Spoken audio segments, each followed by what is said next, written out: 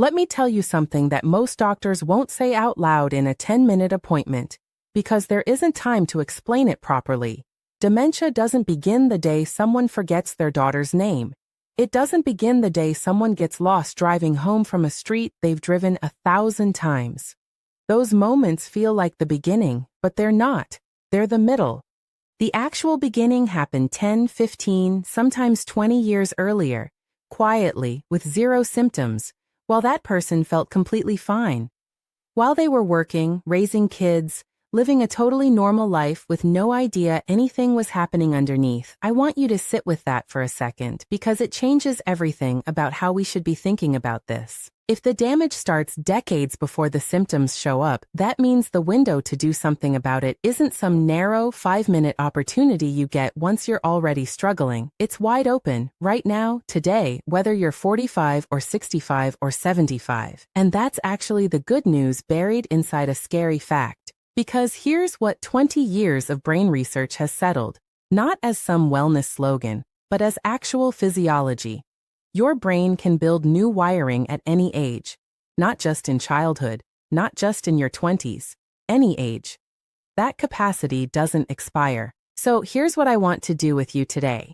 I'm going to walk you through exactly what's happening inside your head when this process starts, why the things most people try don't actually work. And then I'm going to give you a daily routine, a real one, that's built around how your brain actually responds to challenge. Stick with me to the end because the way these pieces work together, stacked on top of each other, is honestly more important than any single piece on its own. And I promise you, by the time we get there, it'll make complete sense why. But first, before you know your age, before you go looking things up, before this turns into me handing you information you forget in 20 minutes, I want to ask you something because it actually matters for how I explain the rest of this. Drop your age in the comments. Not because I'm curious in some idle way, but because the way I'd explain this to someone in their 40s, still years out from any real risk, is different from how I'd explain it to someone in their late 60s, who might already be noticing small things. So tell me where you're at, and I promise, I read these, and it shapes what I make next. Okay? Let's talk about what's actually going on in there. Every single day, your cells are producing energy, and that process, as efficient as it is, creates a kind of exhaust. Byproducts. Some of those byproducts are called free radicals. A free radical is basically an unstable molecule missing an electron. And because it's missing one, it goes looking for one.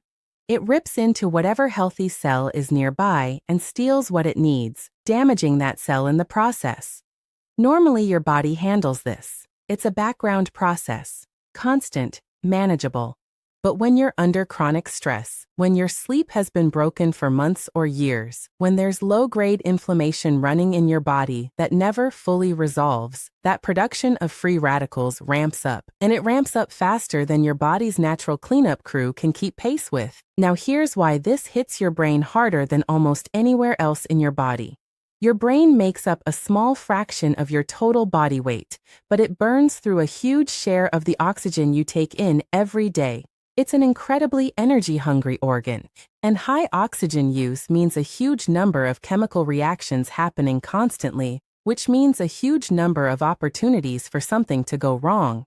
Researchers have a name for this buildup of damage. They call it oxidative stress. And oxidative stress is now considered one of the central drivers behind Alzheimer's disease. Here's where it actually does the damage. Inside every single neuron in your brain, you've got these tiny structures called mitochondria. Think of them as little power plants, generating the energy that neuron needs to function. Free radicals attack those power plants directly. And when enough of them get damaged, the neuron essentially starts starving. It doesn't die instantly. It's slow, quiet.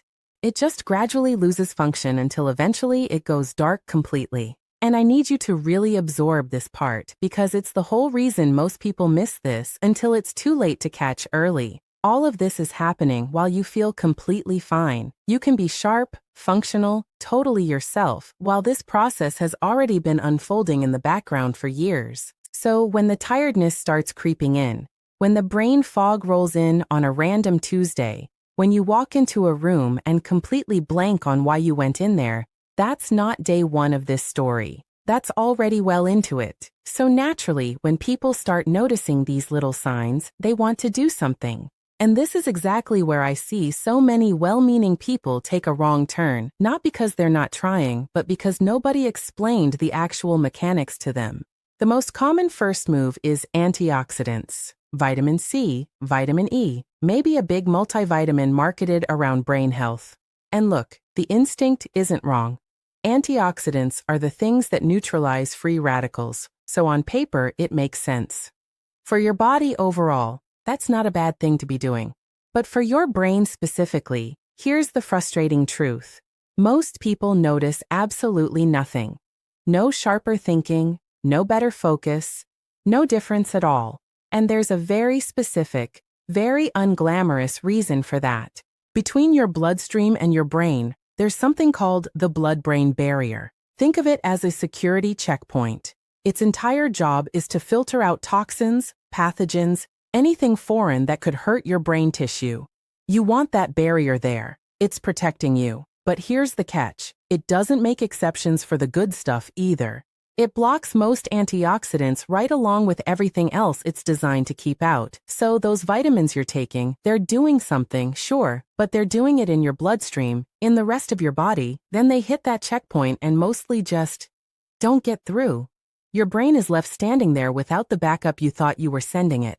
I think about this like someone who's been doing everything they were told is right for years, taking their vitamins every single morning, faithfully, because they read that antioxidants fight aging. Good for them, genuinely. Their body might be thanking them for it in other ways. But if their actual goal was sharper memory, better focus, protecting their brain specifically, and they're not seeing any of that, it's not because they're doing something wrong. It's not a discipline problem, it's that the brain plays by different rules than the rest of the body and nobody told them that going in. Now, this is exactly why researchers have been hunting for compounds that can actually cross that barrier and get into the brain tissue itself. A few are worth knowing the names of, not so you go buy a bottle of something today, but so you can bring them up with your own doctor if you want to look into them properly. One is rosmarinic acid, a natural compound found in rosemary, sage, and a few other herbs, which some research suggests may cross that barrier and do anti-inflammatory work right where it's needed. Another is a specific form of superoxide dismutase, an antioxidant enzyme your body actually produces naturally, which, in certain extracted forms, appears able to act right inside the cell, exactly where the damage is happening. And there are flavonoids, a whole family of plant compounds that seem to support that effect further. I'm not going to tell you to run out and buy these. I'm telling you because if you're the kind of person who likes to be informed before a doctor's appointment, these are worth having in your back pocket to ask about. But here's the ceiling on all of this, and it's important. Every single one of those things, at best, protects what you already have. It slows the damage down. It's defense. And defense is valuable, don't get me wrong, but it doesn't build anything new. If what you actually want is a brain that gets better, not just one that deteriorates a little slower, defense alone was never going to get you there. You need something else. You need your brain to actually work out. And this is where I want to slow down, because this next part is where almost everyone, myself included at one point, gets it completely wrong. Most people assume that because they're busy, because they're active, talking to people, running a household, managing a job, cooking, driving, keeping a calendar, that their brain is obviously getting plenty of stimulation. It sounds reasonable, but here's the problem with that assumption. Anything you do out of habit, your brain has already automated. It's not building anything when you do it. It's just replaying a program it wrote a long time ago and has run 10,000 times since. Picture someone who's driven the exact same route to work for 15 years. They're not thinking about the road anymore. They're not scanning for a better path or noticing new details. They're just driving, mind somewhere else entirely, because that pathway is so deeply grooved into their brain that it requires almost no active effort at all. That's exactly what's happening when you cook the same meals, have the same conversations, run the same errands, week after week, year after year. It feels like activity. It is activity, but it's not challenge. And your brain only builds new connections in response to challenge.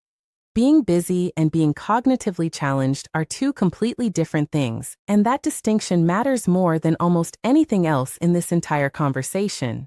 So if busy isn't enough, what actually is? For your brain to lay down new wiring, it needs something it hasn't done before, something that feels a little clumsy at first, something that forces multiple systems in your brain to coordinate at the same time in a way they're not used to. That discomfort, that slightly awkward feeling when you're fumbling through something new, that's not a sign something's wrong. That's the actual sensation of new connections forming. It's uncomfortable because it's supposed to be. If it felt easy, it wouldn't be doing anything. And that brings us to what I actually want to give you today. Not one isolated trick, because if there's one thing I want you to walk away understanding, it's that no single habit on its own is going to move the needle much. What actually works is a small stack of things that reinforce each other. Each piece on its own does something modest. Put together, they compound. And I want to walk you through that stack, piece by piece, so you understand not just what to do, but why each piece needs the others to actually work. The first piece is targeted mental challenge, not Sudoku you've been doing for 10 years and could do half asleep, something genuinely unfamiliar. New physical mental coordination tasks, the kind that force your two hands, or your hands and your voice, to do two different unfamiliar things at once. This is the piece that actually builds new neural pathways, full stop. Nothing else on this list substitutes for it. The second piece is movement, specifically movement that increases blood flow to the brain. Your neurons can be firing all day trying to build new connections. But if blood flow is poor, they're not getting the oxygen and nutrients they need to actually do that building. This doesn't need to be intense. It needs to be consistent. A 20-minute walk, ideally outside, does more for this than people give it credit for. The third piece is sleep, and specifically deep sleep, because this is when your brain does its cleanup work. There's a drainage system in your brain that clears out waste, including some of the exact debris associated with Alzheimer's, and it operates almost exclusively during deep sleep. You can do every mental exercise perfectly and still undercut the whole thing if you're not sleeping properly, because you're not giving your brain the window it needs to clean house. And the fourth piece is inflammation control, largely through diet and stress management, because remember, inflammation is one of the main things that ramps up free radical production in the first place. This is the piece that determines how much resistance your brain is fighting against while it's trying to build all this new wiring. Here's why I keep saying these need each other, not just sit side by side. The mental exercises build new connections, but sleep is what consolidates them, locks them in. Movement is what supplies the fuel for that building process to happen at all. And inflammation control is what determines how much of your brain's energy is being wasted fighting background damage instead of being available for growth. Skip sleep, and the connections you build during the day don't fully lock in. Skip movement, and your brain doesn't have the resources to build efficiently even when it's trying. Skip inflammation control, and you're building new wiring with one hand while damage tears some of it back down with the other. That's the synergy. That's why this works as a stack and not as a menu you pick one item from. Now let me actually walk you through what this looks like day to day, because I don't want to leave you with theory and no action. In the morning, ideally before the day gets its hooks into you, that's your window for the mental challenge piece. 10 to 20 minutes. This is when your brain has the most available focus before it's been drained by decisions and stress throughout the day. The exercises themselves should force some kind of cross-coordination, both hands doing genuinely different unfamiliar things at the same time, or a physical task paired with a verbal one, counting out loud or naming objects in the room while your hands are doing something else entirely. It will feel clumsy. It's supposed to. Go slow at first. Speed will come on its own once your brain has actually learned the movement. And here's the rule that matters most. The moment something starts to feel easy, make it harder. Speed it up. Add the talking out loud layer if you weren't already. Switch hands. Because the second it becomes automatic, your brain stops working at it and the whole benefit disappears. At some point in the day, doesn't have to be a fixed time, but ideally consistent, that's your movement window. A walk, 20 minutes, somewhere with a bit of variety if you can manage it, a park, a new street, somewhere your eyes and brain are taking in something slightly different than yesterday. This isn't about fitness in the traditional sense. It's about getting blood moving to a brain that's trying to build something new. In the evening, this is where inflammation control comes in, mostly through what you're eating and how you're winding down. Reducing the processed, heavily sugared stuff that keeps that background inflammation simmering and giving yourself an actual wind-down period before bed instead of going straight from screens to pillow. And then, obviously, protecting the sleep itself. Consistent bedtime, a dark room, limiting anything that fragments those deep sleep cycles because that's your cleanup window, and skipping it undercuts everything else you did all day. That's the whole routine. 15-20 minutes of targeted mental challenge, a walk, attention to what you're eating in the evening, and real protected sleep. It's not complicated. It's not expensive. But it only works if you're doing the pieces together, consistently, not cherry-picking the one that feels easiest. Now, I want to be honest with you about the timeline because I don't want to oversell this and I don't want you disappointed either. In the first week, most people feel a little clumsy and honestly a bit silly doing the hand exercises. That's completely normal. Some people almost quit right there because it doesn't feel like it's doing anything yet. By around week 2 or 3, something shifts. The movements that felt tangled and impossible start to actually flow. That's not a coincidence, and it's not you just getting used to feeling silly. That's your brain literally laying down wiring that wasn't there 3 weeks ago. By around week 6 to 8, this is where people typically start noticing it outside the exercise itself. Thinking switches gears a little faster. Focus holds a bit longer before drifting. That moment of walking into a room and blanking happens a little less often. It's not dramatic overnight change. It's a gradual shift which, honestly, given that the damage built up over years makes complete sense. You didn't get here overnight and you're not going to reverse it overnight either, but the direction changes and that's the whole point. I do want to pause here for a second because I think this is important enough to say directly. If you're someone who's already noticing real memory slips, ongoing tiredness that doesn't resolve with rest, or trouble concentrating that feels new for you, please bring this up with your doctor or a neurologist. Not because this routine is dangerous. It's not. It's genuinely just movement, sleep, food, and mental exercise. But because if something's already going on, you deserve an actual evaluation alongside this, not instead of it.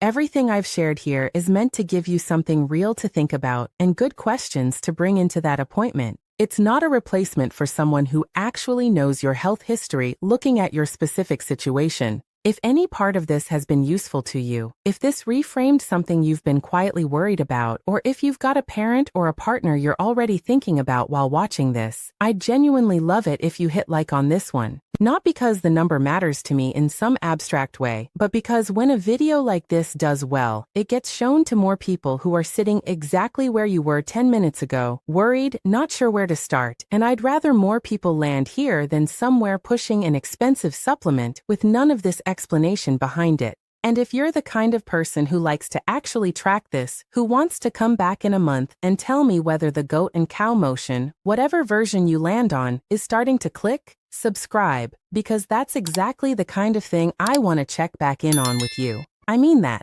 Comment where you're starting from, what feels hardest, what already feels easy, because I read every single one, and it genuinely shapes what I cover in the next video. Some of the best follow-ups I've made came directly out of people telling me exactly where they were getting stuck. Let me bring this all the way back to where we started. Dementia doesn't arrive out of nowhere, and it doesn't arrive overnight. It builds quietly over years, which sounds frightening when you first hear it, but flip it around and it means you have years, real years, to push back against it. Your brain builds new wiring in response to challenge, not busyness, not supplements alone, but genuine, slightly uncomfortable challenge, paired with movement, sleep, and lower inflammation working together. That combination is the whole game. Not one trick, not one pill. a stack of ordinary things done consistently that reinforce each other. 15 minutes, a few times a week, alongside paying attention to how you move, eat, and sleep. That's the entire ask. It's not glamorous, it's not a miracle, but it's real, it's backed by how your brain actually works, and it's something you can start today, not someday. So tell me in the comments, how old are you, and which one of these 4 pieces do you think you're already doing well, and which one do you know, if you're honest with yourself, you've been neglecting? I want to know. And if this gave you something worth thinking about, share it with the person you were thinking about while you watched it, because chances are, if this crossed your mind, it's already crossed theirs too.